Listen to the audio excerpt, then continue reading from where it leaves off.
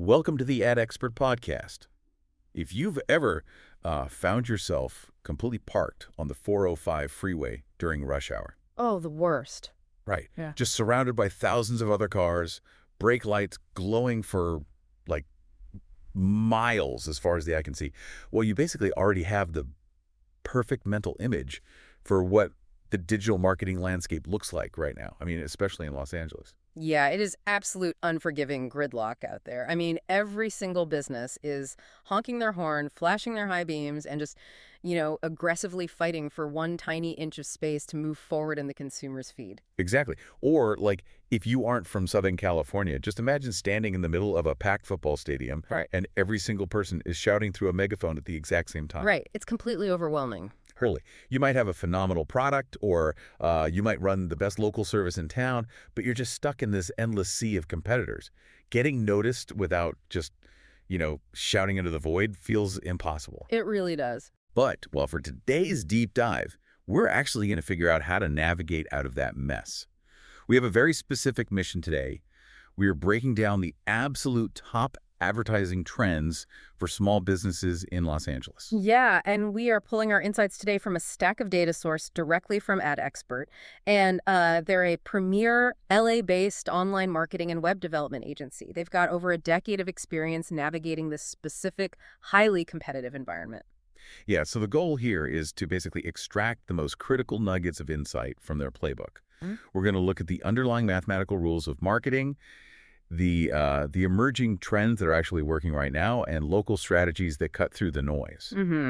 So if you're a listener who's feeling totally paralyzed by this saturated market, consider this your concrete shortcut to building a strategy that actually drives revenue. We want to get you out of that traffic jam and into the open lane. I love that. And, to do that, we really have to stop looking at the cars around us and start examining the architecture of the highway itself. Right. What does that mean exactly? Well, before a business starts chasing shiny new trends or, dumping money into whatever social media platform is making headlines this week, there has to be a structural foundation in place. Like, you have to know what you're building on. Yeah, let's unpack that structural piece, because it seems like the biggest trap small business owners fall into is wanting to know what to market immediately. Like, should I do TikTok? Should I buy Google Ads? Exactly. But the sources suggest we need to understand the foundational rules of how marketing actually works on human psychology first. Yeah, because if you don't understand the mechanics of the human brain, the platform you choose honestly doesn't matter. The most crucial piece of architecture in this space is what the sources refer to as the 333 rule of marketing. The 333 rule. Okay. Yeah, and the data is incredibly clear on this. Prospects require a total of 9 distinct exposures to your brand before they actually make a purchasing decision. Wait, 9 exposures? That feels like a lot of heavy lifting. It is, but it's broken down strategically. It takes 3 exposures just to generate basic brand awareness. Just to know you exist. Right. Then another 3 exposures for consideration, which is where they actually evaluate if your product solves their problem. And finally, 3 exposures dedicated purely to conversion, like getting them to actually pull out their credit card. 9 touches in total. As you break that down, I'm immediately thinking about the mechanics of dating. Oh, totally. Like, you would never walk up to a total stranger in a coffee shop, introduce yourself, and then instantly drop to one knee and propose marriage. I mean, you could try. Right. But the success rate of that strategy would be exactly 0. Yeah, you would likely be asked to leave the coffee shop pretty quickly. But think about it. That absurd coffee shop scenario is basically exactly what small business owners are doing every single day in the digital space. Yeah, they really are. They put up a single Google ad, or they boost like one Instagram post, and they expect a customer to immediately hand over their hard-earned money. They're asking for marriage on the first handshake. Yeah, and the human brain is hardwired for self-preservation, right? So parting with money triggers a massive amount of psychological friction. We require trust building over time to lower that friction. That's the whole engine behind the 333 rule. You simply cannot rely on a single touch point. Okay, so let me throw a theory at you then. Yeah. Practically speaking, a layered campaign for a small business must look something like an orchestrated journey. Like, maybe it's Monday and a prospect is scrolling on their phone. They see your Instagram ad. That's awareness touch number 1. They don't buy anything, but your logo is now in their subconscious. Right, planting the seed. Exactly. Then Wednesday rolls around, they search for a solution to a problem they have, and an educational blog post you wrote pops up. They read it. That's consideration. Yeah, and you've provided value without asking for anything in return there. Right. Then by Friday, they are finally ready to buy. They type a high-intent phrase into Google, and your Google search ad is right there at the top of the page. By the time they click and call your business, they feel like they already know you. Exactly. That ecosystem is the entire game. You took them on a few dates before asking for the commitment, but here's the catch. There's always a catch. Right. Orchestrating all those dates, like running Instagram ads, writing SEO-optimized blogs, and funding Google search ads all at the same time, that requires capital. Which brings us to the second structural rule we need to unpack. Okay, let's hear it. It's how you actually fund and manage this multi-channel approach without going completely bankrupt. Because small businesses do not have infinite budgets. I mean, they can't just throw money at every billboard and website hoping something sticks. No, definitely not.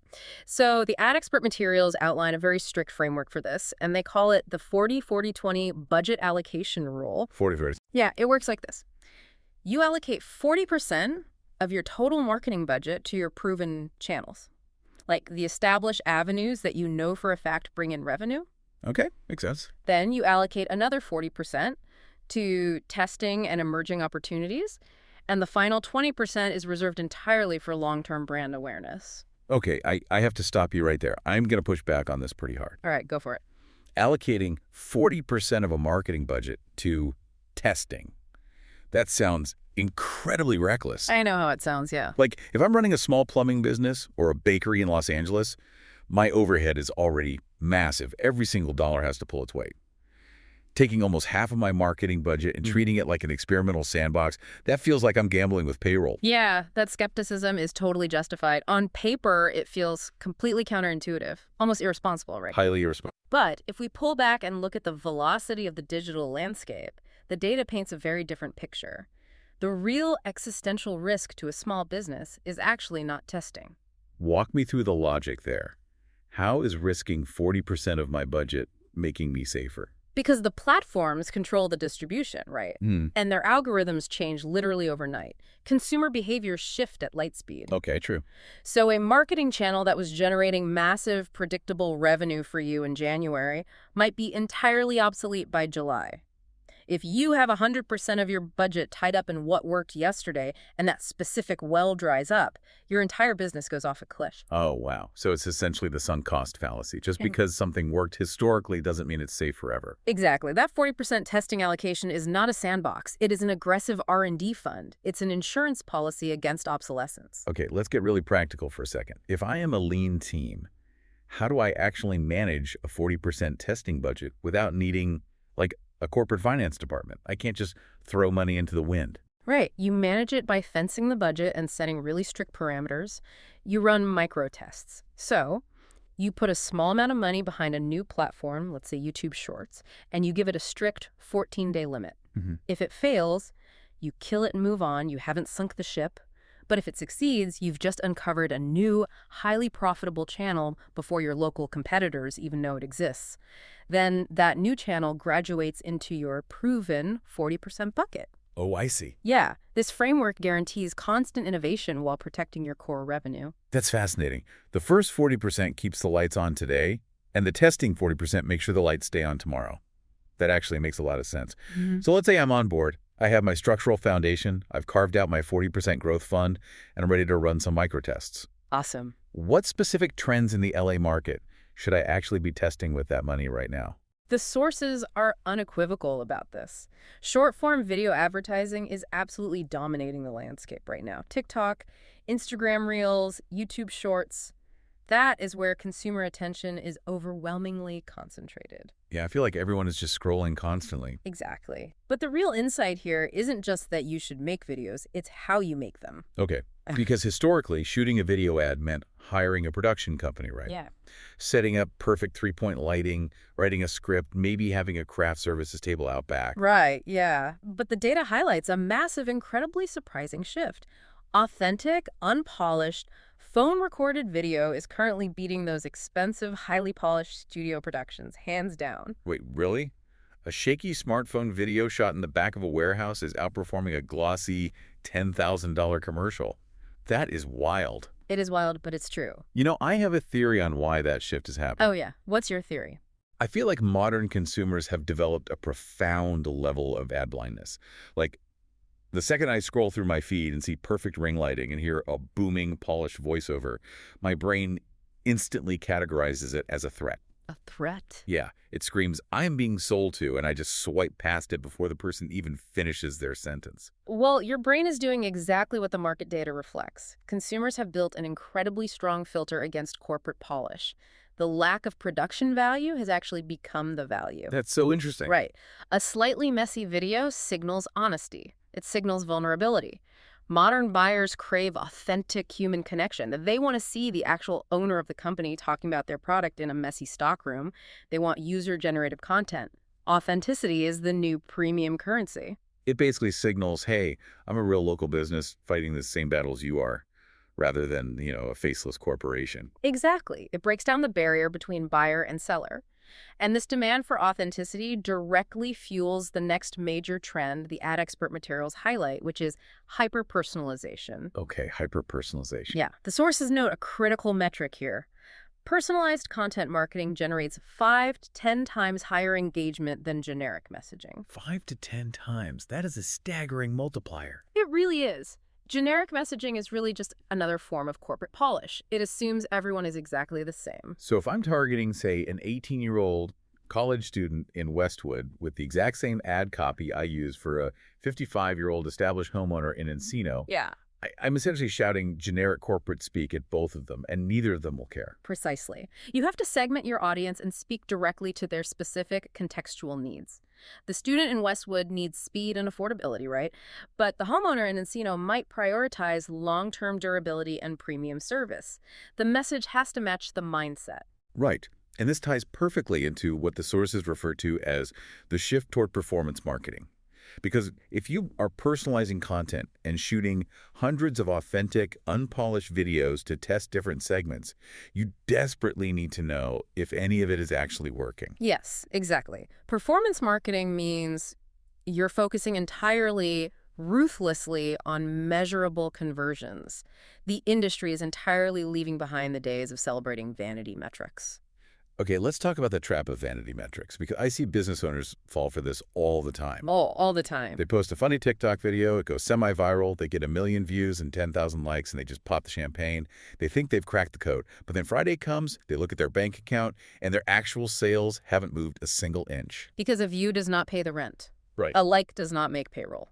Vanity metrics stroke your ego, but performance marketing forces you to ask the hard, necessary questions. Did this specific campaign drive a phone call? Did it result in a booked appointment? And how does a small business actually track that? Like, a conversion isn't just a general feeling that business is picking up. No, not at all.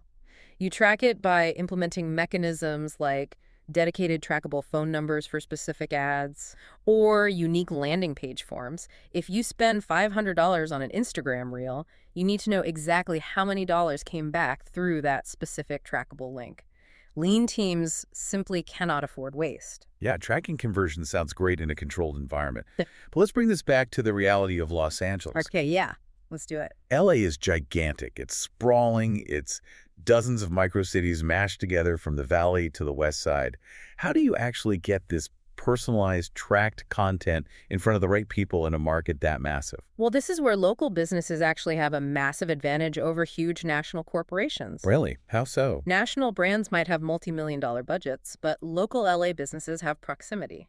The ultimate competitive edge right now is local SEO and capturing near-me searches. Local SEO.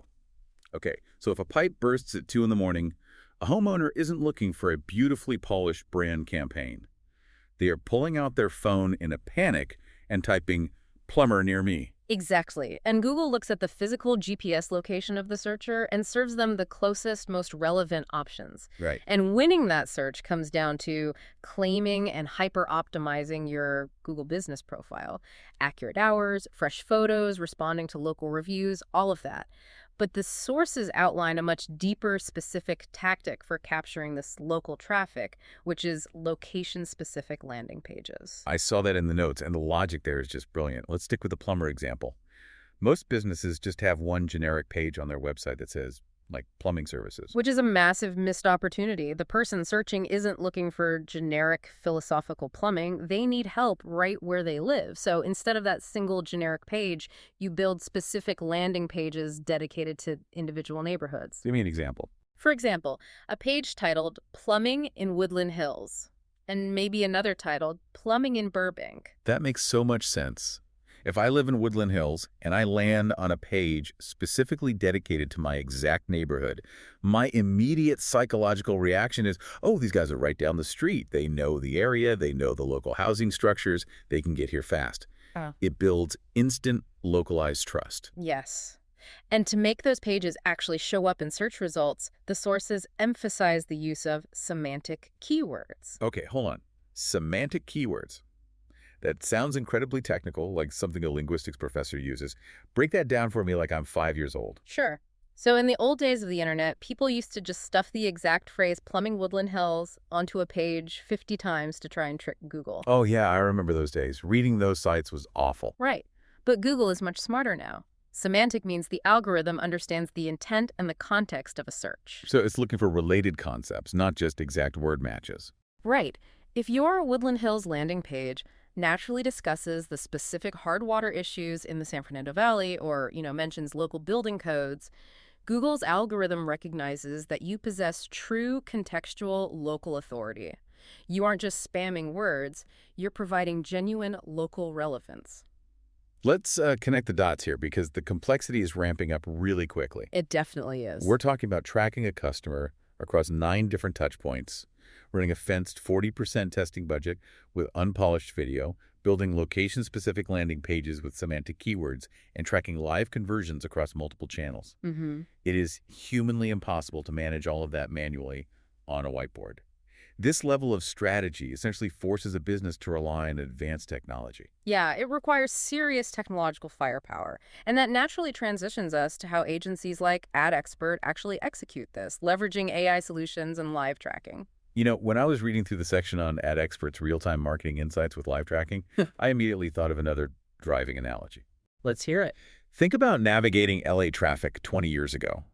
You had to print out MapQuest directions before you left your house. Oh man, a static piece of paper. Right. You had your route.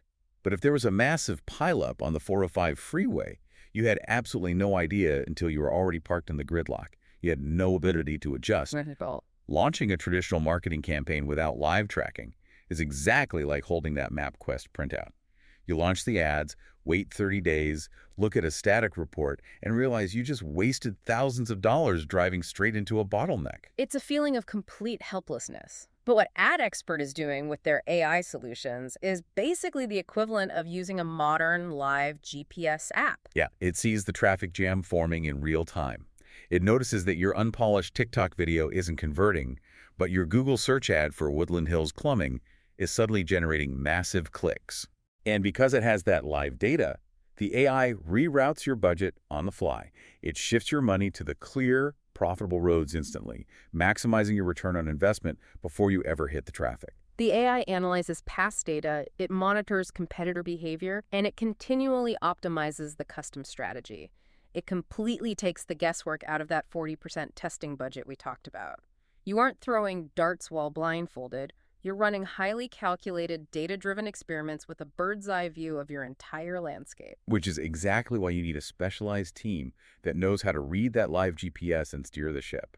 The strategies we've discussed today are incredibly powerful, but they're honestly useless without expert execution. The execution is where the theory actually becomes revenue. Let's profile the team at AdExpert then, because the sources provide a really interesting look at how top-tier professionals actually apply these concepts.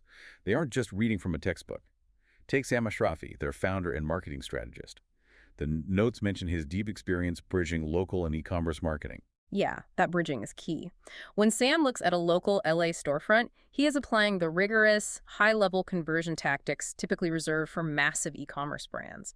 He's bringing that strict performance marketing mindset to the local level. And then you have Ehsan Nabavadi handling the technical side, like the SEO and professional analytics. To go back to our semantic keyword discussion earlier, Ehsan is the one constantly analyzing the ever-changing algorithm requirements. Because, you can shoot the most authentic, engaging video in the world, But if your website's underlying infrastructure is broken or your Shopify or WordPress platform isn't technically optimized for high search phrases, the algorithm will bury you. Right. Nobody will ever see the video. And what really stands out to me is that they're doing this hyper-locally. They aren't trying to apply a generic blanket strategy to all of Southern California. They're deeply embedded in the specific search behaviors of Woodland Hills, Calabasas, Winnetka, Tarzana, Encino, Sherman Oaks, West Hills, Reseda, Burbank, and Van Nuys, among, other surrounding areas. Yeah, they understand that trying to rank a landing page in Calabasas requires a completely different semantic approach and competitive analysis than ranking a page in Van Nuys. The local intent changes block by block. So if you are a business owner listening to this, and you're realizing that your current strategy is basically proposing marriage on the first date while holding a printed MapQuest map, A terrible combination. you do not have to keep guessing. Here is your actionable next step.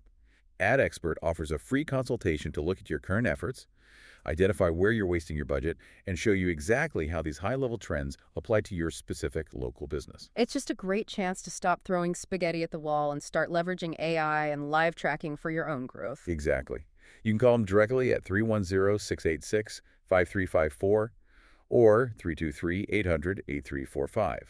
Or if you're local, you can visit their office at 6300 Varial Avenue in Woodland Hills. Nice. Now, as we wrap up today's deep dive, there is one final, slightly provocative thought I want to leave you with. Something to mull over as you build your strategy. Oh, all right. Let's hear it. We spent a lot of time today exploring how raw, unpolished, phone-recorded video is currently winning the marketing game. Consumers are desperately craving human authenticity over corporate polish. They want the messy reality. Right. It's a total rejection of the glossy commercial. Exactly. But at the exact same time, we're witnessing the massive, rapid rise of AI in marketing. AI that can analyze data, target customers, and generate content with terrifying precision. So here's the question. What happens to this entire landscape when AI becomes so incredibly advanced that it can perfectly mimic that unpolished, messy human feel? Oh, wow. When the algorithm mathematically learns exactly how much to shake the camera or how to purposefully stumble over its words just right to trigger our brain's authenticity receptor. Yes. When artificial intelligence learns how to fake human authenticity flawlessly, will we eventually need an entirely new metric just to measure what is truly human? That completely changes the paradigm of what trust means in a digital economy. That is a fascinating problem to anticipate. It really is. Because at the end of the day, whether you're trying to navigate the complex ethics of artificial intelligence or just trying to get your bakery noticed in Burbank, the market is always going to feel like the 405 freeway at rush hour. Loud, gridlocked, and completely overwhelming. But if you understand the structural rules of psychology, if you manage your testing budget wisely, and if you use live data to reroute your strategy on the fly, you don't have to sit in that traffic anymore. You can find the open lane. Thank you for joining us for this deep dive. Keep navigating, keep testing, and we will catch you next time.